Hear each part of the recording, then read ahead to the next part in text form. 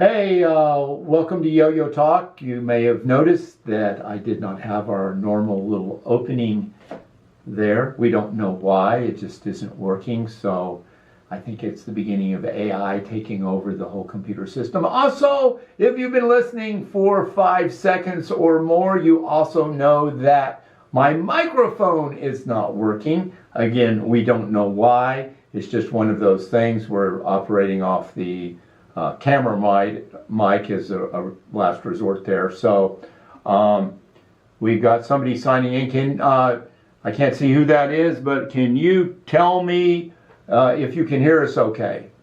Do you have sound? Please tell me you at least have sound for the show tonight. So whoever typed in 100, which I can't read the name, if you will please say, yes, I hear you. Hello all from Canada Jack. Canada Jack, can you hear us? Do we have sound on your end? We want to know if you have sound on your end because my microphone is not working and we're using a backup. All right. Well, I will hopefully see something from one of you guys saying you can hear me. Yes, all is good. Okay, good. You can hear sound and okay, perfect. Well, so anyway, it's not your TV, it's not your iPhone, it's just us. My apologize, and hopefully we'll have it fixed for next episode. But it wouldn't be Yo-Yo Talk without some sort of technological issue, would it? So, we try to do this show live so all our fellow Bandalorists can join us in the discussion. It is Yo-Yo Talk, it's not Yo-Yo watch and listen to Doc Lucky blather on about the yo-yos for the entire show. I love answering questions about the history and collecting, and I've got Michelle here looking and seeing what the chat messages are, so she'll holler out to me if we've got something that we need to answer. But I appreciate everybody signing in and shouting out and throwing out a few questions as we talk about our different topics. And I got a couple of interesting topics today. The first is the world of Roy Roger yo-yos. There are several of them. Some of them are worthless, and some of them, well, they're worth hundreds or more of dollars. And if you want to know which is which, just keep watching. I'm also going to talk a little bit about the Jewel Yo-Yo Company. I have a little short video about that coming up. And at the end of the show, as a little bonus, I'm going to throw out a couple of trivia questions to y'all. It won't be an official contest with prizes and awards. It's just for bragging rights. We'll do it by just seeing who can get the answer first. No prizes, just honor and glory and immortality. So it is getting closer and closer to the National Yo-Yo Championships. That is in June. If you have not already registered and got your hotel room in plain flight, it is in Las Vegas this year, which is kind of cool. I'm proud to say that Doc Lucky's Yo-Yo Talk is one of the big sponsors of Nationals again this year. And I will be there with trading yo-yos in hand. And I would encourage you to bring your traders as well. I want to emphasize that you don't have to bring things like a Duncan Seattleite needle yo-yo to make a trade with me. I love trading for souvenir yo-yos, advertising yo-yos, character yo-yos, foreign yo-yos. Many of these are regional type of yo-yos that I haven't seen or have access to. And so I have fun trading for these precious little gems. And what you may have that you think is trash, it might be a yo-yo that I have long coveted, or maybe short coveted, who knows. But please, if you come to Nationals, bring all those what you would consider junker yo-yos with you. And it's a lot easier to trade these than to buy these yo-yos on eBay because a lot of these yo-yos are what I call NWPs, not worth the postage, where the postage is more than the value of the yo-yo. And there's a ton of yo-yos out there like that. So some of the best yo-yos to do trading for are these NWPs. Anyway, make your big effort to bring your trading yo-yos with you to Nationals. As far as I know, we're going to be pretty involved. That's Doc Lucky's Yo-Yo Talk. We're still planning on doing our 15 Seconds of Fame.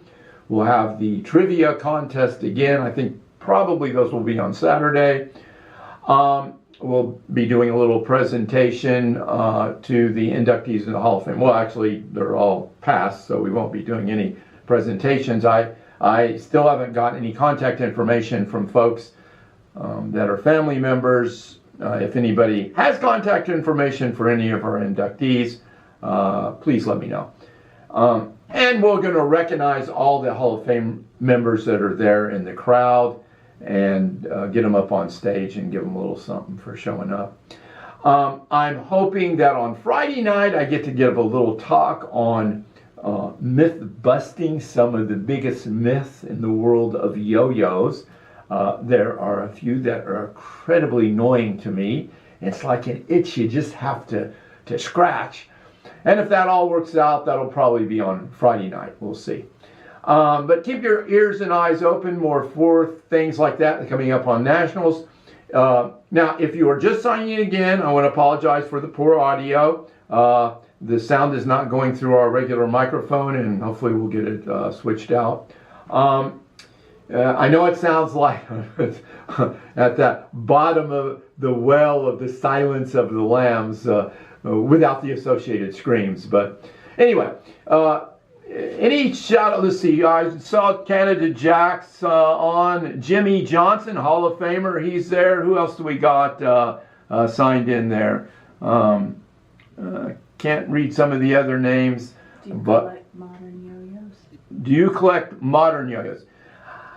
My specialty is 20th century yo-yos. So I do have a lot of modern yo-yos, and you know, I'm not as good at, certainly in the last decade, as I was right after the big yo-yo craze in the early 2000s. I was still getting a lot of those yo-yos, but these yo-yos that are being made now, because they're all short-run yo-yos, they don't have those big, nice, decorative logos on them. I'm not into them quite as much, but I still collect them. So, but my specialty is 20th century yo-yos. Okay, I don't see any other questions, so I am going to move right on into a little clip here on the world of Roy Rogers yo-yos, and you might learn something that can make you a few $100s. Okay, here is something a lot of Bandalorists may not know. In the Roy Rogers domain, there are several yo-yos. Some can be worth hundreds of dollars each, cha-ching, while others are essentially worthless. Do you know the difference? Well, I'm going to let you know. First, a little bit of background on Roy Rogers for some of the younger Bandalorists out there that don't have a touch of gray in their hair. Roy Rogers was known as the King of the Cowboys. He was a cultural icon in the 1950s. He had massive popularity on his films, television shows, merch, and having already been a top box office draw in Western films from the 30s through the 50s, he transitioned to television with the Roy Rogers Show from 1951 to 1957, which became a household favorite. Big time, famous actor. So the show featured Roy Rogers, his wife Dale Evans, the queen of cowgirls, his horse Trigger, her horse Buttercup, a dog named Bullet, and a ferret named Mr. Potato Head. Okay, the ferret thing I just was messing with you. I like to mess with the AI bots that scan all these things. So someday if you see Roy Rogers had a ferret named Mr. Potato Head, you know where it originated. Now, I already mentioned that he was the king of cowboys and also the king of merchandising, which did include yo-yos. And we're going to start off with a yo-yo that is most commonly associated with Roy Rogers. And I'm going to give you a little background on this. This is your traditional Roy Rogers and Trigger yo-yo. It was produced by All Westerns Plastics in the very early 50s. I think it was like 1952. It was supposed to be part of a national contest for the Roy Rogers yo-yo. They came in a display box individually wrapped in cellophane with extra strings. It was a counter display box. Now, nobody knows if the contest was actually held. Presumably it was not, because in the 80s, they had a warehouse find of thousands of these yo-yos still in the display boxes.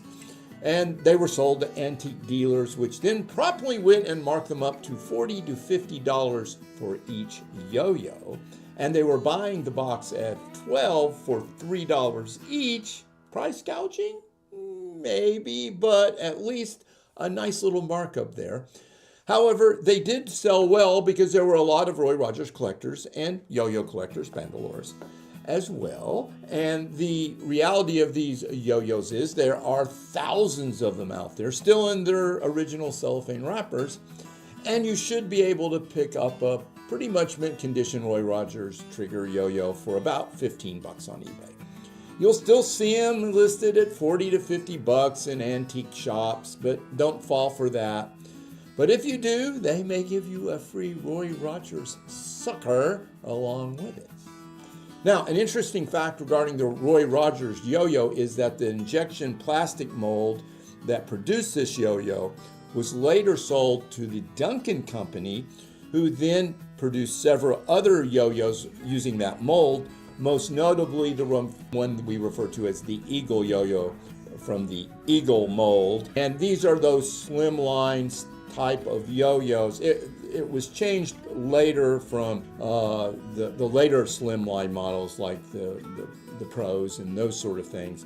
But that was the original slimline model. The bottom line is everyone should have a Roy Rogers yo-yo in their collection.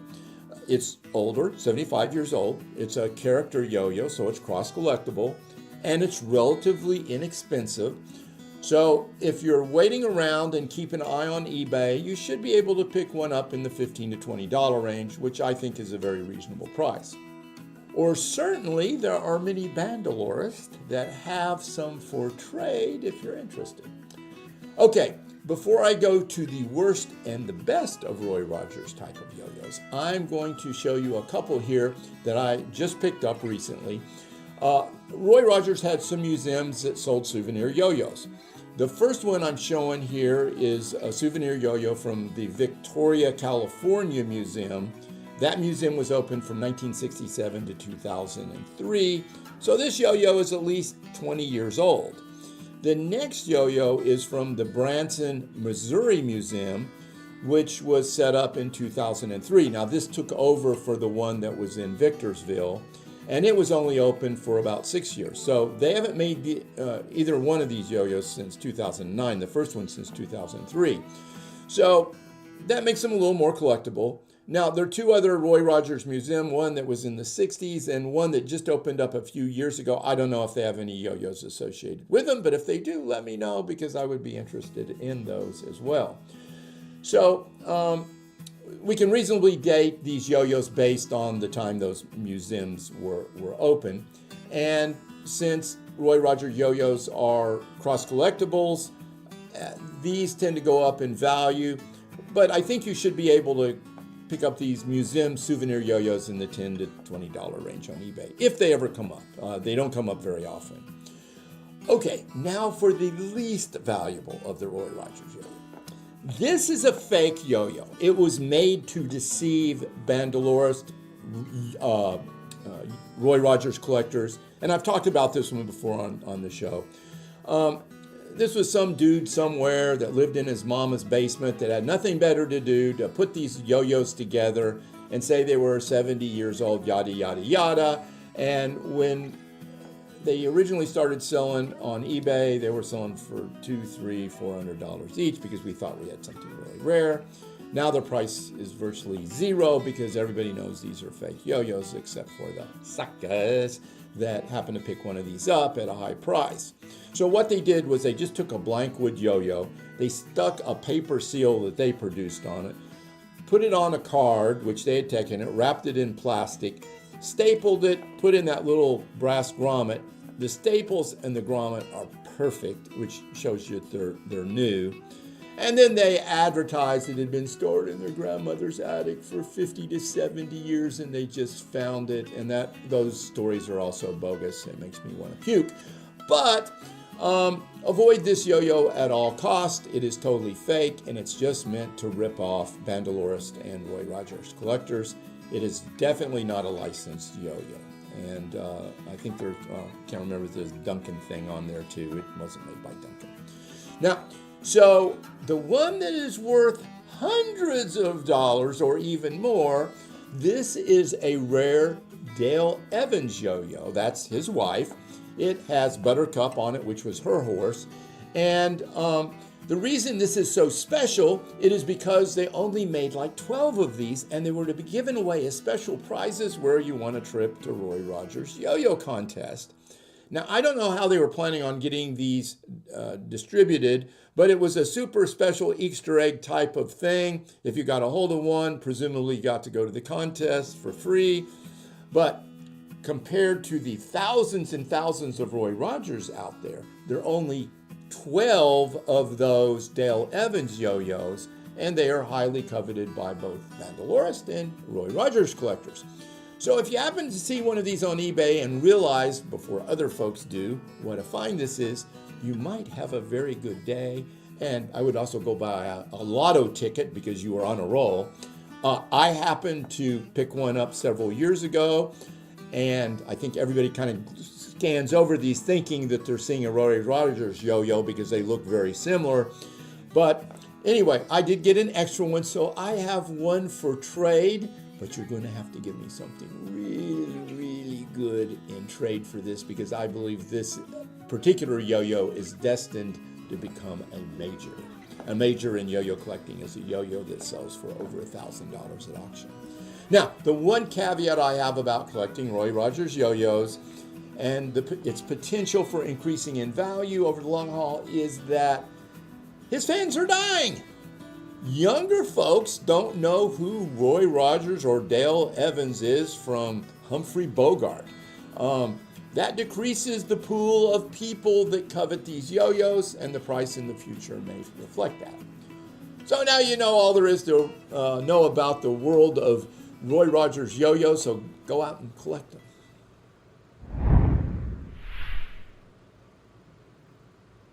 All right, I want to clarify one point. I never saw the Roy Rogers show live. However, I did watch it reruns on TV when I was a kid, so I still carry a little bit of that fascination about Roy Rogers. I know Jimmy Johnson probably watched it live, though. And if you're just tuning in, I want to apologize for the bad microphone. I know it's coming off sounding like I'm in a big hallway somewhere. With just technical difficulties, we spent hours trying to figure it out. And you would think after 80 plus episodes of this show, we'd have it down by now, but it's just not the case. I'm going to ask all you Bandalorists out there for a little bit of help. I have been working recently on a string pack book, which I've talked to a couple people about, mentioned I was kind of had in the back of my mind, which will be presumably named Doc Lucky's Bandalorist Guide to Collecting Yo-Yo String Packs and Patches. When I wrote the Collector's Guide to 20th Century Yo-Yos, I really wanted to include more string packs and patches in the book, but I'd never complete the book if I kept doing that. So I wanted to do more of a deep dive into string packs and patches. And I know there's only probably 100 people in the world that would be interested in the book, but for historical reasons, I wanted to put it down on paper.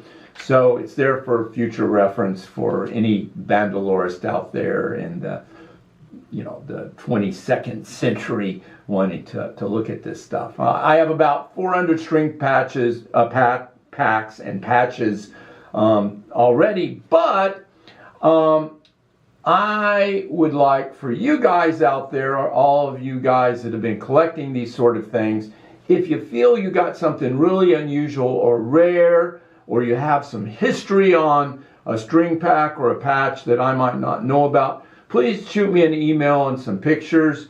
I'd love to include those in the book. I know it's some kind of Herculean task here where there's always going to be something left out when you try to do a book like this. But if I can get all you Bandalorists out there sending me their weird and strange and wonderful string packs or patches, then I'll have a little bit more complete history to present to everybody. All right, any other questions out there? Let's see. I just click. Okay. Jack collects string packs. So Jack, if you got some Canada Jack, if you got some unusual Canadian string packs there, let us know. I'd like to see pictures of them. Well, I do have a lot already, I will say. So the more bizarre, it's those little side companies you never hear of. Like, I don't think there's one, but say the Lucky E-Jadu. I don't know if they had a string pack for that. I've never heard of one, but if there is one out there, I'd sure like to know it. Those are the little things that I'd like to get in the book if they do exist. Let's see. Any other questions out there? It doesn't have to be about Roy Rogers. It could be anything about yo-yos. The Duncan yo-yos on the eBay recently were pretty cool looking. Okay, I'll have to check out and see what those were. Anyway, yo-yos. I'll go down that rabbit hole with you if you want to talk about anything. So think of some more questions. While and feel free to chime in. I can read these comments easier actually when we're showing these little short clips. So if you happen to think of something question-wise, just go on and put it in the chat while these other videos are showing. So I'm going to say a few words about the Jewel Yo-Yo Company. I've got a little short clip, and I don't know a whole heck of a lot about it. So if you're holding information, let me know, and I'll pass it on to the viewers, as I'm always interested in more information about that company. And make sure you put in your question too while this video is running. I recently received a question from James Patrick about jewel yo-yos. And I'm not talking about jewel yo-yos like the Duncan jeweled yo-yo or the many other types of jeweled yo-yos that are out there. I'm talking about an off-brand company named Jewel Yo-Yo. And if I were a wise wizard like Dumbledore, I might know some information about this subject or company, but I don't. So if any of our viewers have any insights, we would love you to just type in there and tell us all you know about this company. However, after dipping my face in the pensive, I can tell you this. Jeweled Yo-Yo must have run some contest because there is a Jewel Yo-Yo award patch. They also had string packs, which makes you think they were a reasonably serious company because you don't need replacement strings unless you're selling a bunch of yo-yos to kids. Now, I'm only aware of two varieties of the Jewel Yo-Yo. This is the first one. It definitely looks like a beginner's model. It's a 3-piece wood yo-yo. It's got an ink stamp seal. Now, the second one looks like a more playable yo-yo. This is your classic tournament model that would be used in a contest. It has a decal seal. I suspect these are very hard to find in any kind of good condition because those, as you know, decal seals tend to come off. And I would estimate to date these prior to 1946 because they both have on the seal registered by the U.S. Patent Office. And in 1946, they started using the little R in a circle registration mark in place of saying all that garbage. And that makes me date these yo-yos from either the 30s or early 40s, because if you remember, after 1941, yo-yo production really wasn't very good because of World War II. So that makes me think real early 40s or 30s. Now, there is a possibility this could be a side brand of one of the bigger companies that we don't know about. For instance, Royal had a side brand of Chico tops. Chico was, of course, the nickname of Joe Radovan, the owner of Royal Yo-Yo Company, because he would wear this big sombrero hat. And he got nicknamed Chico, which is kind of weird, if you want to admit, because he was Filipino. So he made these yo-yos under this name. I don't know why. Duncan had its own off-brand, the Lucky E-Jadu, which was a combination of the names for Jack Duncan and Don Duncan. Presumably Luck E was in reference to the Luck yo-yo plant that they had. And I think it was made to create a lower price point for Duncan yo-yos in some of the discount stores. But as far as I know, it played just as well as the tournament models. Anyway, if you have any information about the Jewel Yo-Yo brand contest or posters or any old articles, please let us know. Most serious Bandalorists have an interest in these type of yo-yos. If you do, can point to whoever shares, to if you belong to Hogwarts. If you have information and you don't share it, you're probably a Slytherin, and we won't expect you to share it anyway. All right. Well, I didn't see any questions popping up. Jack, you think which pack do you think well, I guess they do kind of look similar to the Royal packs.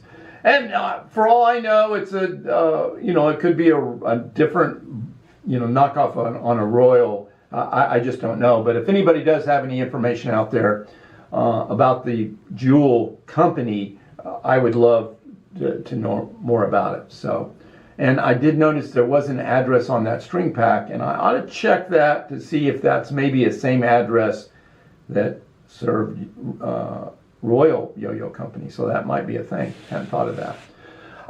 Well, as promised at the beginning of the show, I'm going to ask a couple of yo-yo trivia questions, and we'll see how good you guys are. I don't know if the Nickinator is watching or not. If he is watching, then anybody that gets an answer before him, I will consider them legend.